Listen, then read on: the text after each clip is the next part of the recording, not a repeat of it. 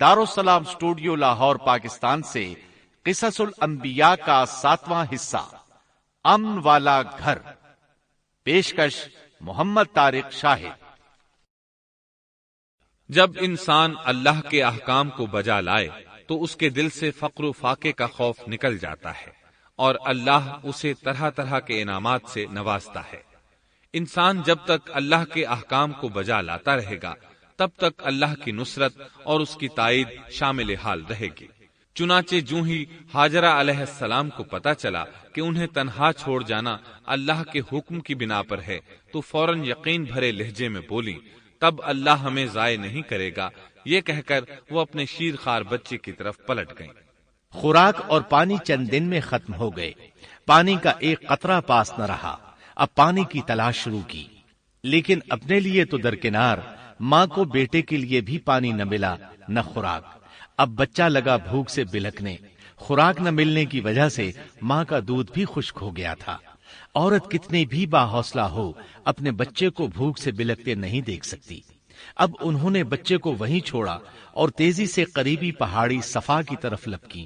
اوپر چڑھ کر ادھر ادھر نظر دوڑائی کہ شاید کسی طرف پانی یا خوراک نظر آ جائے یا کسی انسان کی جھلک نظر آ جائے۔ جب کچھ نظر نہ آیا تو نشیب کی طرف چلی، ساتھ میں بچے کی طرف بھی دیکھتی جاتی تھی۔ نشیب میں پہنچی تو بچہ نظروں سے اوجھل ہو گیا۔ اس پر اور بے چین ہوئی اور بلندی کی طرف دوڑی۔ اس طرح مروہ پہاڑی پر چڑھ گئیں۔ وہاں بھی چاروں طرف نگاہ دوڑائی لیکن کچھ نظر نہ آیا۔ خیال آیا کہ پھر کوشش کرنی چاہیے۔ اس خیال سے مروہ پہاڑی سے اتری اور صفا کی طرف چل دی۔ درمیان میں نشیب کی وجہ سے بچہ نظر نہ آیا تو دوڑنے لگی۔ اس طرح پھر صفا پر چڑھ گئیں۔ اللہ اکبر! ایک تو عورت ذات کمزور، پھر بھوک پیاس سے نڈھال، اس پر کس قدر سعی اور کوشش میں مصروف، وہ بھی اپنے بچے کے لیے۔ بہرحال بار بار کوشش کے خیال سے انہوں نے صفا اور مروہ پہاڑیوں کے درمیان 7 چکر لگائے۔ یہی وجہ ہے مسلمان عازمین حج صفا و مروہ کے درمیان سعی کرتے ہیں تاکہ اس واقعے کی یاد تازہ ہو جائے۔ جب وہ آخری مرتبہ مروہ پر پہنچی تو انہوں نے ایک آواز سنی۔ یہ آواز اسماعیل علیہ السلام کے قریب سے آئی تھی۔ انہوں نے پوری توجہ سے آواز کو سننے کی کوشش کی اور جلدی سے اسماعیل کے قریب پہنچی۔ کیا دیکھتی ہیں؟ اسماعیل کے قدموں کے نیچے سے پانی پھوٹ رہا ہے، کیونکہ جبریل علیہ السلام کو اللہ نے اس صابرہ خاتون کی مدد کے لیے بھیجا تھا۔ انہوں نے زمزم والی جگہ پر اپنا پر مارا تو اسماعیل کے قدموں کے پاس سے ایک عظیم چشمہ رحمت نمودار ہوا۔ مستقبل کے پیغمبر کے قدموں کے نیچے سے اللہ نے جبریل فرشتے کے ذریعے زمین پھاڑ کر پانی نکال دیا۔ یہی آب زمزم کا آغاز تھا۔ ہاجرہ علیہ السلام پانی کو آنکھیں پھاڑ پھاڑ کر حیرت سے دیکھ رہی تھی۔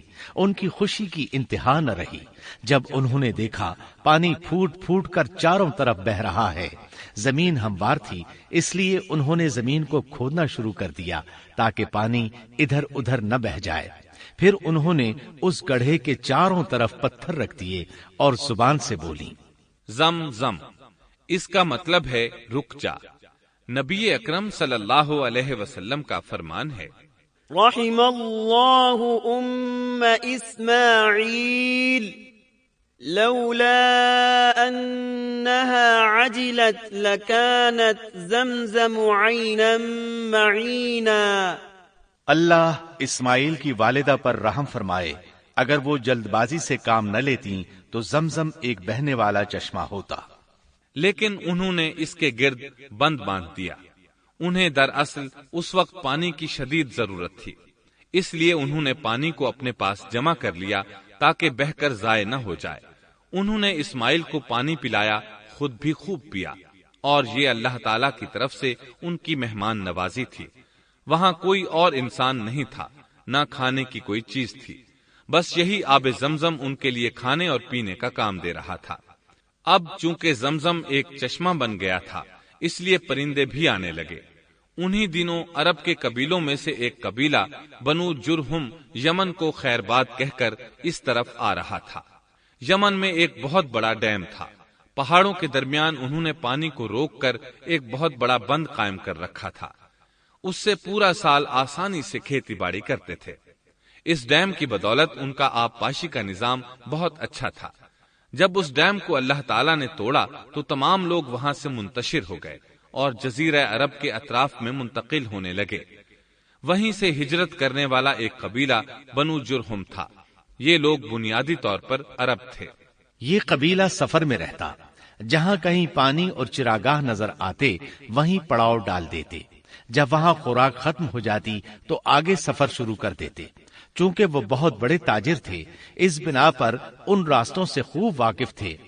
انہیں چشموں کا خوب علم تھا۔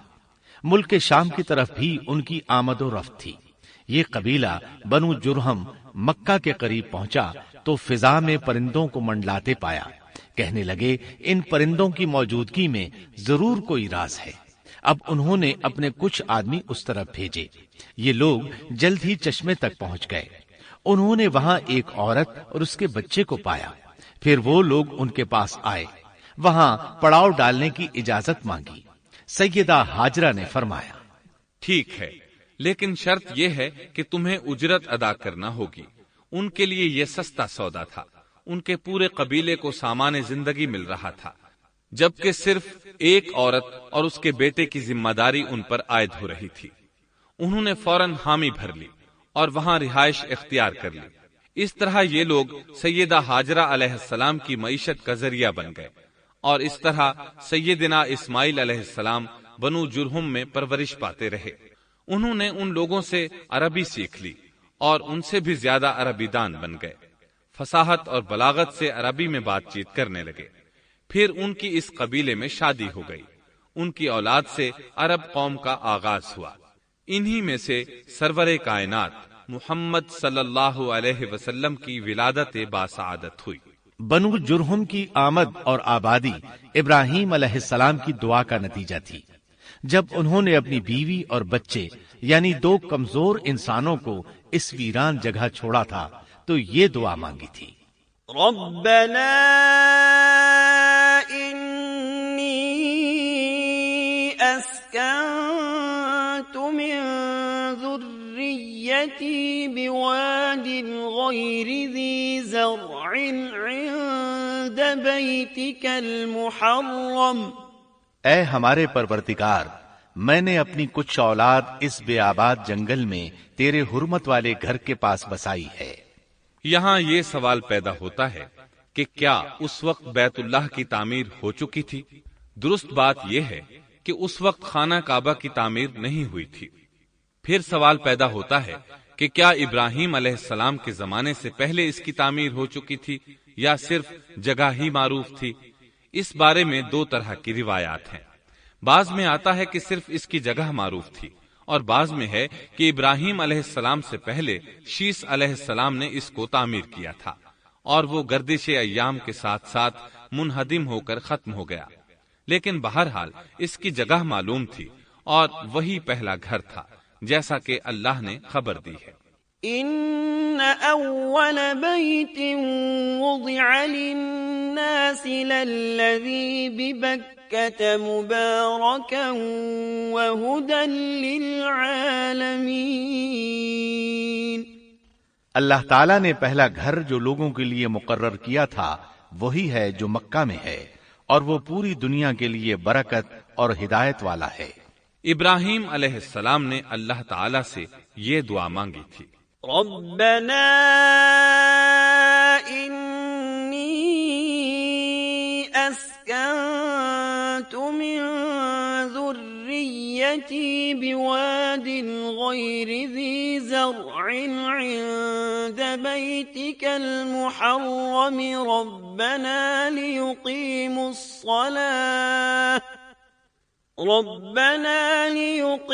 الصلاة فاجعل أفئدة من الناس تهوي إليهم وارزقهم من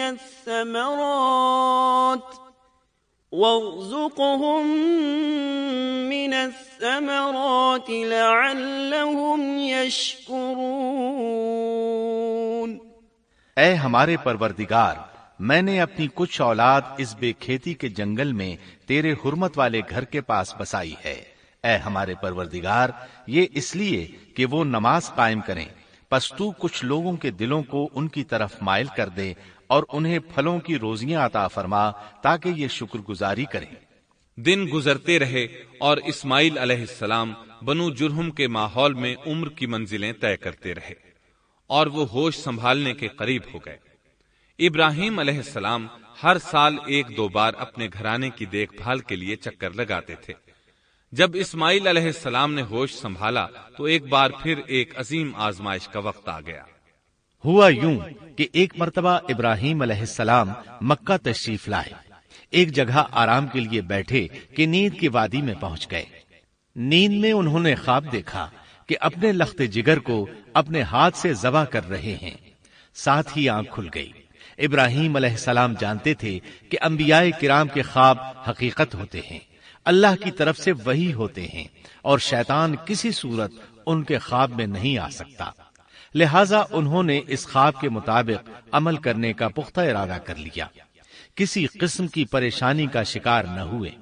اللہ رب العزت نے اس عظیم اور تعجب خیز واقعے کا قرآن مجید میں ذکر کرتے ہوئے فرمایا، وقال إني ذاهب إلى ربي سيهدين رب هب لي من الصالحين فبشرناه بغلام حليم فلما بلغ معه السعي قال يا بني إني أرى في المنام أني أذبحك فانظر ماذا ترى۔ اور ابراہیم نے کہا، میں تو ہجرت کر کے اپنے پروردگار کی طرف جانے والا ہوں، وہ ضرور میری رہنمائی کرے گا۔ اے میرے رب، مجھے نیک بخت اولاد عطا فرما۔ تو ہم نے ایک بردبار بچے کی بشارت دی۔ پھر جب بچہ اتنی عمر کو پہنچا کہ اس کے ساتھ چلنے پھرنے لگا تو ابراہیم نے کہا، میرے پیارے بیٹے، میں نے خواب دیکھا ہے کہ میں تجھے ذبح کر رہا ہوں، اب تو بتا تیری کیا رائے ہے۔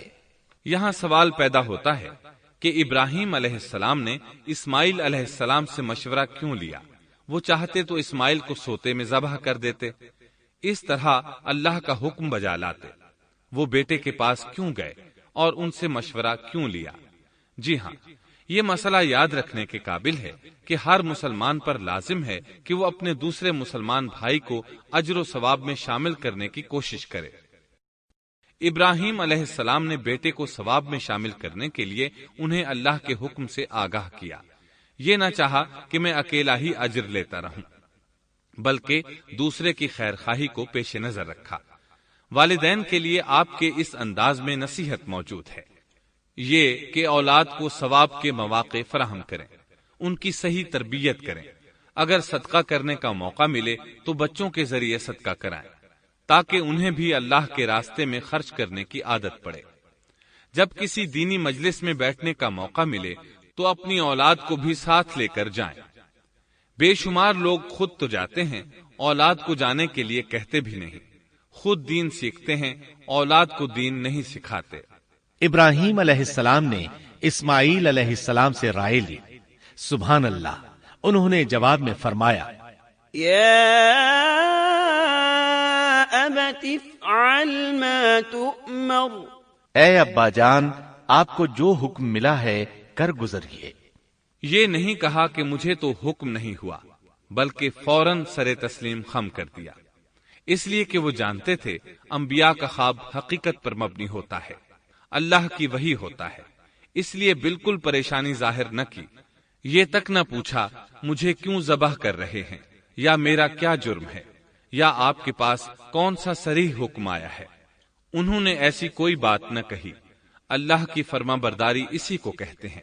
چنانچہ اپنے باپ سے کہا، یا ابت افعل ما تؤمر ستجدنی ان شاء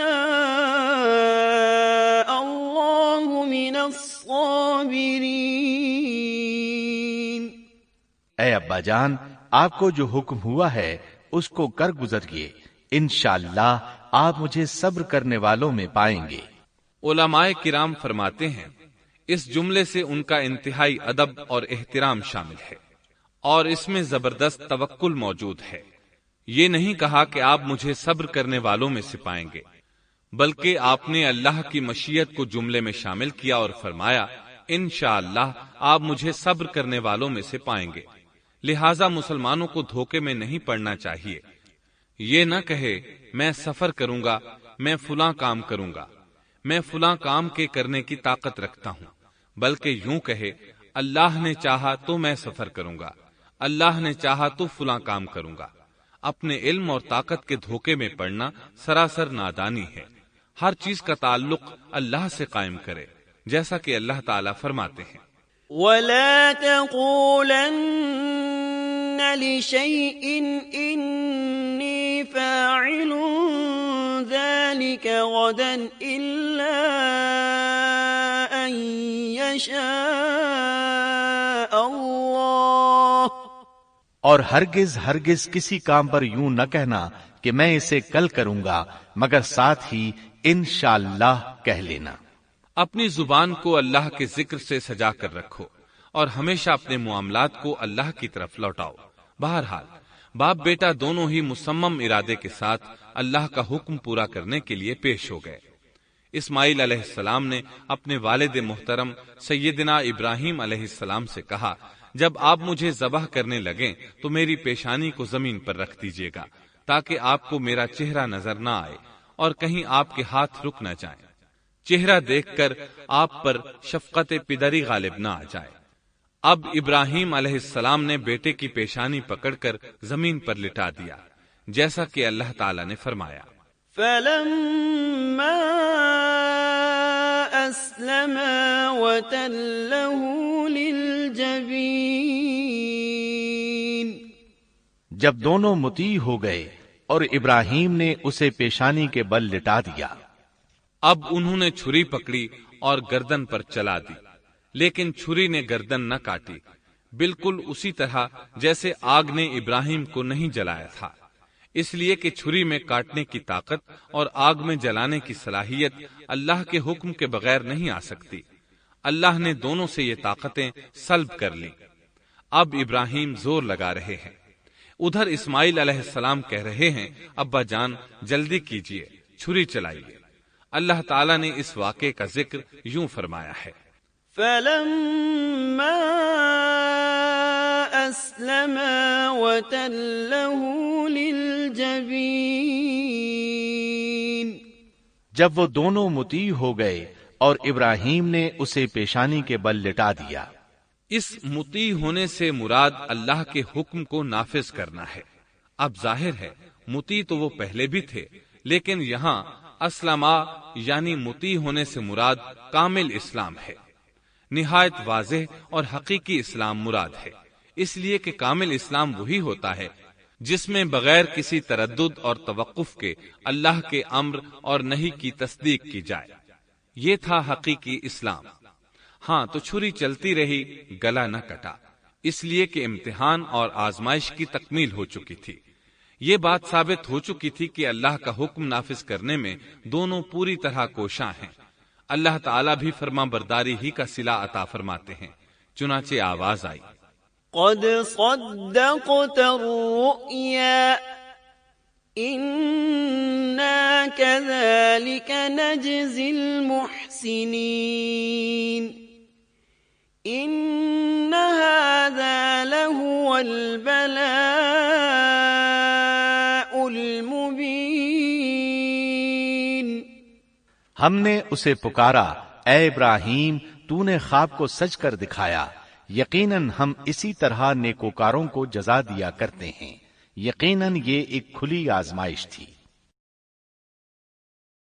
तारीख का एक अजीम तरीन इम्तिहान और कड़ी आजमाइश दुनिया को आज भी हैरत में डाल देती है। कौन है जो बेटे को ज़बह करने पर तैयार हो जाए, खास तौर पर इस सूरत में जब औलाद भी इकलौती हो, जिसकी वजह से 86 साल के बाद आंगन में बहार आई हो। फिर उसकी कुर्बानी का भी वाज़ेह हुक्म नहीं दिया गया था, इशारतन ख्वाब में रहनुमाई की गई थी। आप कह सकते थे ये कत्ल और संगीन जुर्म है, کہہ سکتے تھے اپنے بیٹے کو کس جرم میں قتل کروں، لیکن آپ نے بغیر کسی تعامل کے سر تسلیم خم کر دیا اور اس عظیم امتحان میں کامیاب ہوئے۔ اللہ فرماتے ہیں وَإِبْرَاهِيمَ الَّذِي وَفَّى، اور ابراہیم وہ ہیں جنہوں نے وفاداری کی۔ اس آیت میں یہ نہیں بتایا گیا کہ کس چیز میں وفاداری کی، اس لیے کہ وہ تو ہر معاملے میں مکمل طور پر وفاداری کا مظاہرہ کر چکے تھے۔ آگ میں ڈالے جانے والا معاملہ، بیوی اور بچے کو لق و دق میدان میں چھوڑ آنے کا معاملہ، پھر ذبح کا امتحان، تعمیر بیت اللہ کی مشقت، غرض ہر معاملے میں وفادار تھے، حتیٰ کہ اپنا مال اللہ کے راستے میں خرچ کرنے میں اس قدر وفادار کہ ابو زیفان کے لقب سے مشہور ہو گئے۔ اس کا معنی ہے مہمان نواز۔ کسی مہمان کو دسترخوان پر اپنے ساتھ بٹھائے بغیر ایک لقمہ نہیں کھاتے تھے، باہر نکلتے مہمان تلاش کرتے، پھر اس کے ساتھ مل کر کھانا کھاتے، مہمان نہ ملتا تو سخت غمگین ہو جاتے۔ اس طرح انہوں نے اللہ کے ہر حکم کی پاسداری کی۔ ذبح والے اس امتحان کا اللہ نے انہیں کیا صلہ دیا؟ اللہ فرماتے ہیں وَفَدَيْنَاهُ بِذِبْحٍ عَظِيمٍ، ہم نے اسے عظیم ذبیحے کا بدلہ عطا کیا۔ ہاں تو ہم بتا رہے تھے چھری نے گلا نہ کاٹا۔ ایسے میں ابراہیم علیہ السلام نے ایک آواز سنی، آواز پیچھے سے آئی تھی۔ انہوں نے مڑ کر دیکھا، جبریل علیہ السلام نظر آئے۔ وہ آسمان سے ایک مینڈھا لے کر آئے تھے، دنیا کے مینڈھوں میں سے نہیں بلکہ جنت کا مینڈھا لائے تھے۔ سیدنا عبداللہ بن عباس رضی اللہ عنہما سے روایت ہے کہ وہ مینڈھا جنت میں 40 سال تک چرتا رہا۔ سفید رنگ، کشادہ آنکھوں، خوبصورت سینگوں والا حسین و جمیل مینڈھا تھا۔ بہرحال یہ ابراہیم علیہ السلام کی وفاداری کا بدلہ تھا جو اسماعیل علیہ السلام کے فدیے میں دیا گیا، اور پوری امت مسلمہ کے لیے حکم ہو گیا کہ اللہ کی رضا کے لیے قربانی اور ہدی پیش کرتے رہیں۔ کعبے کے پاس حرم الہی میں ہر سال یہ سنت ادا کی جاتی ہے، اور ان کے ساتھ ساتھ پوری زمین کے تمام خطوں پر بسنے والے مسلمان بھی اس عظیم فرمانبرداری کی علامت کے طور پر قربانیاں پیش کرتے ہیں۔ مینڈھے کے ذکر کا مطلب یہ ہے کہ ہم سنت ابراہیمی پر گامزن ہو جائیں۔ یہ مینڈھا ہمیں اللہ کے لیے قربانی کا سبق دیتا ہے۔ ہمیں چاہیے سنت ابراہیمی کی اقتدا کرتے ہوئے ہم اپنی جانوں، اپنی اولاد اور اپنے مالوں کو اللہ کی راہ میں قربان کرنے کے لیے تیار ہو جائیں۔ اللہ تعالیٰ فرماتے ہیں وَفَدَيْنَاهُ بِذِبْحٍ عَظِيمٍ وَتَرَكْنَا عَلَيْهِ فِي الْآخِرِينَ سَلَامٌ عَلَى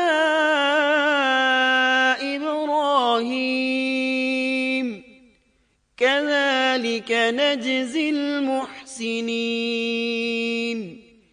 إِنَّهُ مِنْ عِبَادِنَا الْمُؤْمِنِينَ۔ اور ہم نے اسے عظیم ذبیحہ عطا کیا، اور ہم نے اس کا پچھلوں میں ذکر خیر چھوڑا۔ سلامتی ہو ابراہیم پر۔ اسی طرح ہی ہم نیکوکاروں کو جزا دیتے ہیں، یقیناً وہ ہمارے مخلص بندوں میں سے تھا۔ اور اسی طرح اللہ فرماتے ہیں وَبَشَّرْنَاهُ بِإِسْحَاقَ نَبِيًّا مِّنَ الصَّالِحِينَ،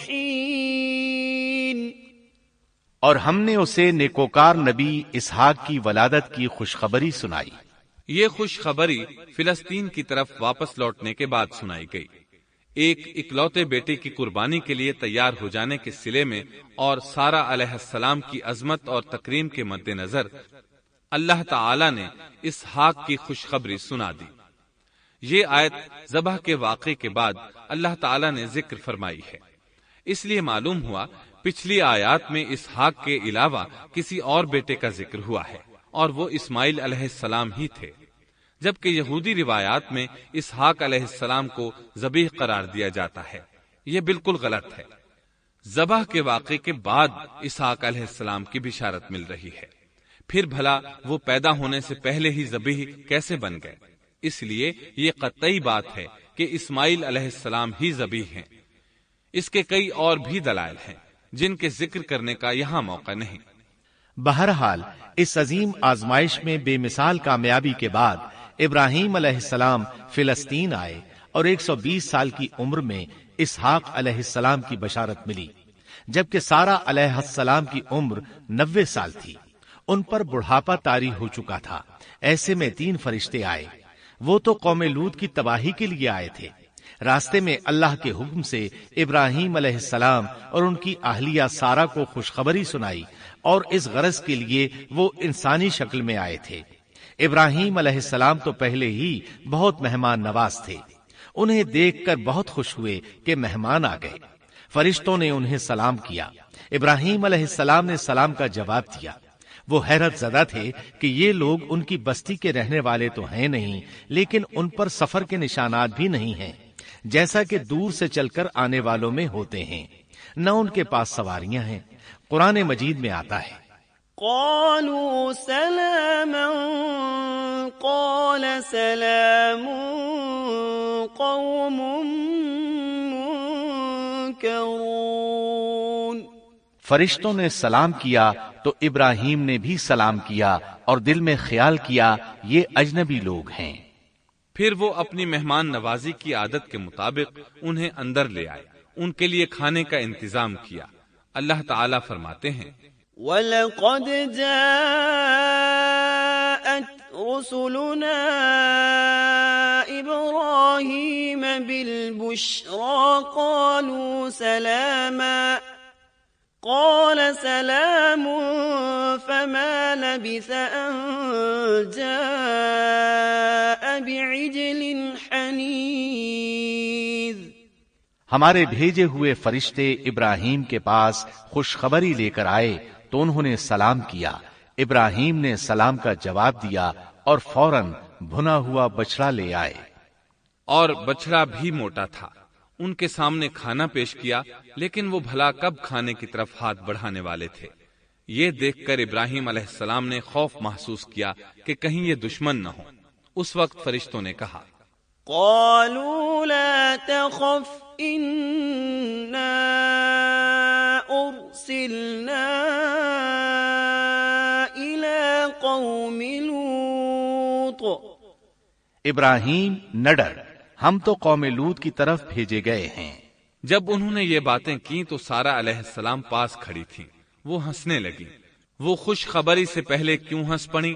علماء اس بارے میں کہتے ہیں کہ جب انہوں نے سنا یہ فرشتے لوط علیہ السلام کی بستی کو تباہ کرنے جا رہے ہیں تو ان کے خاتمے کی خبر سن کر وہ ہنستی۔ اس کے بعد فرشتوں نے یہ خوشخبری سنائی، فبشرناها بإسحاق ومن وراء إسحاق يعقوب۔ ہم نے اسے اسحاق کی پیدائش کی خوشخبری دی اور اسحاق کے بعد یعقوب پوتے کی بھی خوشخبری دی۔ بہت جلد ہی ہم اسحاق سے تیری ویران گود کو آباد کریں گے، اور تو اپنی زندگی میں اس کے بیٹے یعقوب کو بھی دیکھ لے گی۔ اب 3 بشارتیں جمع ہو گئیں۔ بیٹا پیدا ہوگا، لمبی عمر ملے گی یعنی بیٹا جوان ہوگا، اور پھر وہ اپنے پوتے کو بھی دیکھے گی۔ اس سے بڑھ کر کیا عزت اور تکریم ہو سکتی ہے؟ اس لیے جب نبی کریم صلی اللہ علیہ وسلم سے پوچھا گیا کریم یعنی عزت والا کون ہے، تو آپ نے فرمایا کریم بن کریم بن کریم بن کریم، یعنی یوسف بن یعقوب بن اسحاق بن ابراہیم علیہ السلام۔ مطلب یہ کہ نبی بن نبی بن نبی بن نبی۔ یہ یوسف علیہ السلام کی شان ہے کہ خود بھی کریم، باپ بھی کریم، دادا بھی کریم اور پردادا بھی کریم۔ اس سے بڑھ کر عزت افزائی کیا ہو سکتی ہے؟ بہرحال فرشتوں نے انہیں خوشخبری دی۔ وَبَشَّرُوهُ بِغُلَامٍ عَلِيمٍ۔ پھر انہوں نے ابراہیم کو ایک صاحب علم لڑکے کی بشارت دی۔ خوشخبری سن کر سیدہ سارہ حیران ہوئی۔ مارے حیرت کے منہ سے ہلکی سی چیخ نکل گئی۔ انہوں نے اپنے رخسار پر ہاتھ مارا جیسا کہ عورتوں کی عادت ہوتی ہے۔ کہنے لگی، ہائے افسوس، کیا میں بچہ جنوں گی حالانکہ میں بانجھ ہوں اور میرے خاوند بوڑھے ہیں؟ یہ تو حیرت کی بات ہے۔ ایک دوسری جگہ اللہ تعالیٰ نے یہ الفاظ فرمائے، کہنے لگی میں بوڑھی اور بانجھ ہوں، بھلا میں بچے کو کیسے جنم دوں گی؟ اس پر فرشتوں نے کہا تو اللہ کے حکم پر تعجب کرتی ہے، اے اہل بیت، یہ تو اللہ کی تم پر رحمت اور برکت ہے، وہ بہت بزرگ اور قابل تعریف ہے۔ دوسری آیت میں ہے، انہوں نے کہا اسی طرح تیرے رب نے فیصلہ کیا ہے اور ہمیں کہا ہے، یقیناً وہ بہت حکمت والا ہے اور علم رکھنے والا ہے۔ یہ تھی اسحاق علیہ السلام کی ولادت کی خوشخبری۔ ابراہیم علیہ السلام مکے میں سیدنا اسماعیل علیہ السلام سے ملنے کے لیے آتے رہتے تھے۔ ایک روز آئے تو ان سے کہا، اے میرے بیٹے، اللہ تعالیٰ نے مجھے حکم دیا ہے کہ اس مقام پر اللہ کا گھر تعمیر کرنا۔ اسماعیل علیہ السلام نے فوراً کہا، میں حاضر ہوں۔ اس طرح انہوں نے کھدائی شروع کی۔ ایسے میں انہیں شیس علیہ السلام کی تعمیر کے آثار نظر آئے۔ انہوں نے اس پر تعمیر شروع کر دی۔ ایک روایت میں یہ بھی ہے کہ انہوں نے فرشتوں والی بنیادوں کے آثار بھی دیکھے۔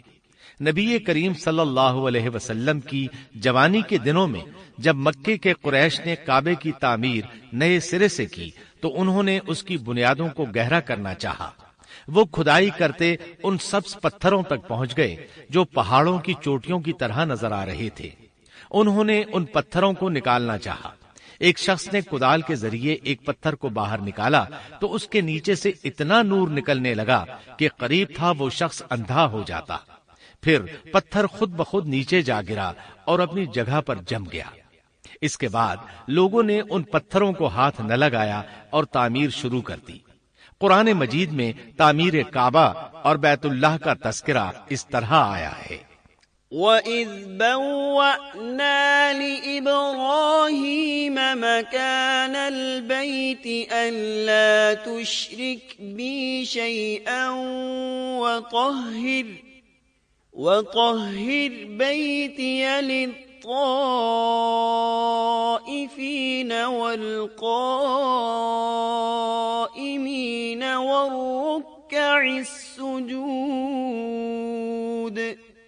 اور جب ہم نے بیت اللہ کے مکان میں ابراہیم کو جگہ دی اور فرمایا کہ میرے ساتھ شرک نہ کرنا اور میرے گھر کو طواف، قیام اور رکوع و سجود کرنے والوں کے لیے پاک رکھنا، اور فرمایا، ان اول بیت وضع للناس للذی ببکۃ مبارکا وہدی للعالمین فیہ آیات بینات مقام ابراہیم ومن دخلہ کان آمنا۔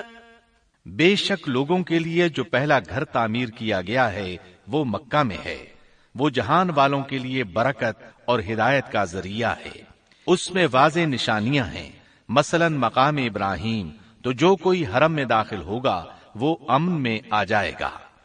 اور فرمایا، اور یاد کرو اس وقت کو جب ابراہیم کو اس کے پروردگار نے کئی باتوں کے ذریعے آزمایا، وہ ان میں پورے اترے تو اللہ نے فرمایا میں آپ کو تمام لوگوں کا امام بنا رہا ہوں۔ ابراہیم نے کہا اے میرے رب میری اولاد میں سے بھی امام بنائیے۔ جواب میں اللہ نے فرمایا میرا امامت کا وعدہ ظالم لوگوں کے لیے نہیں ہے۔ اور اس وقت کو یاد کرو جب ہم نے بیت اللہ کو ثواب اور امن کی جگہ بنا دیا اور لوگوں نے مقام ابراہیم کو جائے نماز بنا لیا۔ ہم نے ابراہیم کو حکم دیا کہ میرے گھر کو طواف، اعتکاف، رکوع اور سجود کے لیے پاک رکھو، اور وہ وقت بھی یاد رکھو جب ابراہیم نے دعا کی اے پروردگار اس شہر کو امن والا بنا دے اور اس کے مومن بندوں کو پھلوں کا رزق عطا کر۔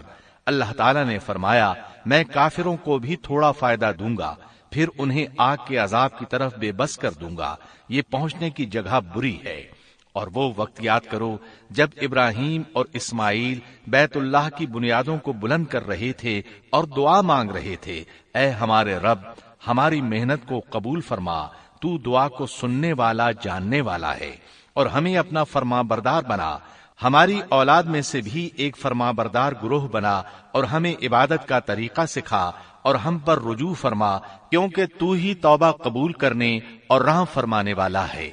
اے ہمارے رب، ان لوگوں میں انہی میں سے ایک رسول بھیج جو ان پر تیری آیات کی تلاوت کرے اور انہیں کتاب و حکمت سکھائے، انہیں پاک کرے، یقیناً تو غالب حکمت والا ہے۔ تعمیر کے دوران جب ابراہیم علیہ السلام اس مقام تک پہنچے جہاں آج حجر اسود ہے تو اللہ تعالیٰ نے جنت سے ایک سفید پتھر بھیجا۔ حدیث میں ہے یہ پتھر نہایت سفید تھا، اب سیاہ ہو گیا ہے۔ انسانوں کی غلطیاں اس کے سیاہ ہونے کا سبب بنی۔ جب دیواریں انسانی قد کے برابر ہو گئیں تو اسماعیل علیہ السلام ایک پتھر لے آئے۔ اب ابراہیم علیہ السلام اس پتھر پر کھڑے ہوئے، وہ ننگے پاؤں تھے۔ اسی وقت پتھر پگھل گیا، ان کے پاؤں اس کے اندر کسی قدر دھنس گئے، پتھر پر ان کے پیروں کے نشانات آ گئے۔ اسی پتھر کو آج مقام ابراہیم کہا جاتا ہے۔ پہلے یہ پتھر بیت اللہ کی دیواروں کے ساتھ رکھا گیا تھا۔ جب لوگ طواف کے لیے آتے تو سیدنا ابراہیم کے پیروں کے نشانات دیکھنے کے لیے یہاں ہجوم ہو جاتا۔ اس طرح طواف کرنے والوں کو دقت کا سامنا ہوتا۔ سیدنا عمر رضی اللہ عنہ نے صحابہ کرام کے مشورے سے اس پتھر کو اس جگہ سے قدرے ہٹا کر نماز کی صفوں کے قریب کر دیا تاکہ طواف کرنے والوں کو دقت نہ ہو۔ یہ مقام بہت مقدس ہے۔ اللہ نے فرمایا ہے وَاتَّخِذُوا مِن مَّقَامِ إِبْرَاهِيمَ مُصَلًّى، تم مقام ابراہیم کو جائے نماز مقرر کر لو۔ مقام ابراہیم کے قریب اس کے پیچھے ہو کر نماز پڑھنے کا موقع مل جائے تو لازماً وہاں 2 رکعت ادا کیا کرو۔ موقع نہ ملے تو پھر پوری مسجد حرام میں طواف سے فراغت والی 2 رکعت پڑھ لیا کرو۔ اس طرح کعبہ تعمیر ہوا، تب نیا حکم آیا۔ وَلِلَّهِ عَلَى النَّاسِ حِجُّ الْبَيْتِ مَنِ اسْتَطَاعَ إِلَيْهِ سَبِيلًا وَمَن كَفَرَ فَإِنَّ اللَّهَ غَنِيٌّ عَنِ الْعَالَمِينَ۔ لوگوں میں جو استطاعت رکھے اس پر اللہ کے لیے حج بیت اللہ فرض ہے، اور جو شخص جان بوجھ کر اعراض کرے تو اللہ جہانوں سے بے نیاز ہے اور اسے اس کی کوئی پرواہ نہیں۔ ادھر ابراہیم علیہ السلام کو اللہ تعالی کی طرف سے اشارہ ہوا، وَأَذِّن فِي النَّاسِ بِالْحَجِّ، لوگوں میں حج کا اعلان کر دیں۔ ابراہیم علیہ السلام کہنے لگے، اللہ میری آواز بھلا کس کس تک پہنچے گی؟ جواب آیا، آپ کے ذمے آواز لگانا ہے، پہنچانا ہمارا کام ہے۔ چنانچہ آپ عرفات کے ایک پہاڑ پر چڑھے اور آواز لگائی، لوگو بیت الحرام کا حج کرو۔ اللہ تعالیٰ نے معجزانہ طور پر یہ آواز تمام انسانوں تک پہنچا دی، خواہ وہ پیدا ہوئے تھے یا نہیں۔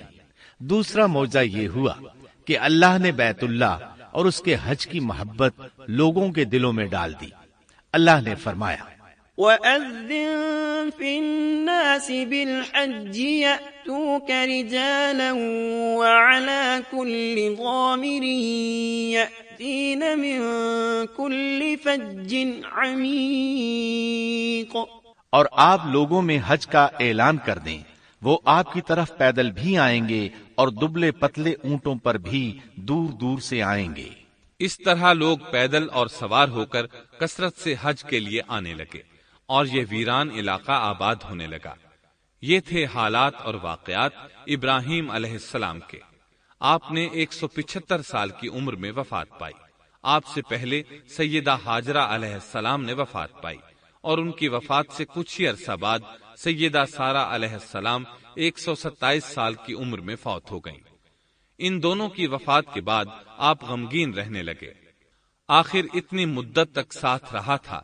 آپ خلیل الرحمن تھے، آپ پر صحیفے بھی نازل ہوئے، آپ اللہ کے بے حد شکر گزار تھے۔ محترم سامعین، ابھی آپ دارالسلام اسٹوڈیو لاہور پاکستان سے قصص الانبیاء کا 7واں حصہ امن والا گھر سن رہے تھے۔ قصص الانبیاء کے 8ویں حصے بدترین لوگ میں آپ یہ سنیں گے، سیدنا لوط علیہ السلام کا نام و نسب اور قرآن مجید میں آپ کا تذکرہ، بستی صدوم کہاں واقع ہے اور اہل صدوم کس بھیانک جرم کے مرتکب تھے۔ سیدنا لوط علیہ السلام کی قوم کو واعظ و نصیحت اور قوم کا فحاشی و عریانی پر اصرار۔ قوم کے اصرار گناہ پر سیدنا لوط علیہ السلام کی اللہ تعالی سے فریاد۔ سیدنا لوط علیہ السلام کے مہمان اور قوم کا کردار۔ اللہ تعالی کی طرف سے سیدنا لوط علیہ السلام اور اہل ایمان کو بستی صدوم چھوڑنے کا حکم۔ اہل صدوم کن کن عذابوں سے دوچار ہوئے، مفصل و جامع تذکرہ۔ دارالسلام اسٹوڈیو لاہور پاکستان سے قصص الانبیاء کا 7واں حصہ، امن والا گھر۔ پیشکش محمد طارق شاہد۔